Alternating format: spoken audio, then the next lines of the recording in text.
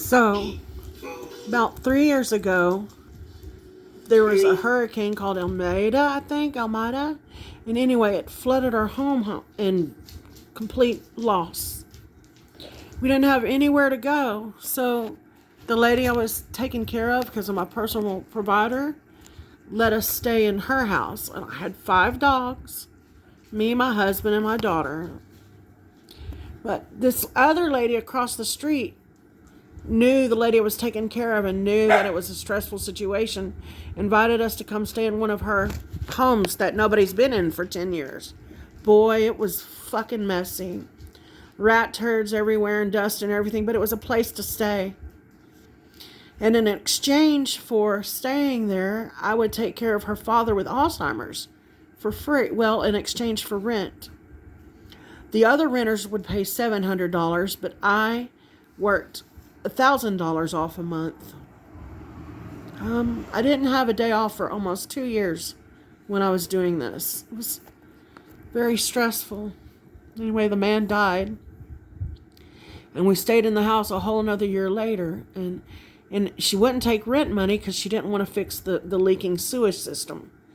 So we would mow the 5 yards of the 5 rental houses in exchange for our rent, and kept the yard maintained and all that. Well, she comes to us a couple of months ago and had her land surveyed, and then told us that she has to put in a whole new system for anybody to stay in this house, and she doesn't want to do that, and we have to move. Well, I understand that, but she wants us out like now. Anyway, we found somebody to mow our property, and it's one of Rob's friends, and he's actually doing it for free when he could easily charge anywhere from $500 to $700, maybe even $1,000 for what he's doing. I think that's very kind of him. And we're going to go get one of those tiny houses and put there, although I know it's going to flood. I can't just pick up and move somewhere else. This land is paid for. I just need to save enough money to rent an excavator and build my hill 4 feet higher. I mean, I'm already on a hill, but it's not high enough. It used to be, until they started digging all around my town and making new levees and ditches and whatnot everywhere. And we get all the city's drainage now because I'm rural, and it floods us really bad. The whole town gets flooded. But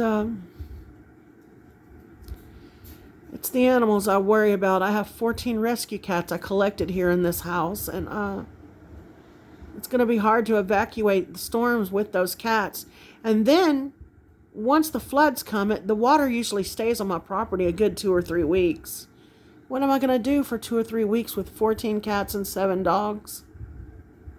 It's very stressful. I don't know.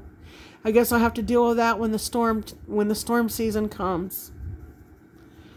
Anyway, I'll keep you updated, and I'm going to post my house as it goes along, the setting it in and setting it up and everything else. And I'm letting the people of the internet choose my house color.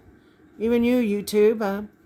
If I like your idea, I'll paint my little tiny house what you decided. I mean, it can be colors, it can be rainbows, triangles, squares, the sun, a tree, bats, cats, whatever. Just give me some suggestions and I'll go with it.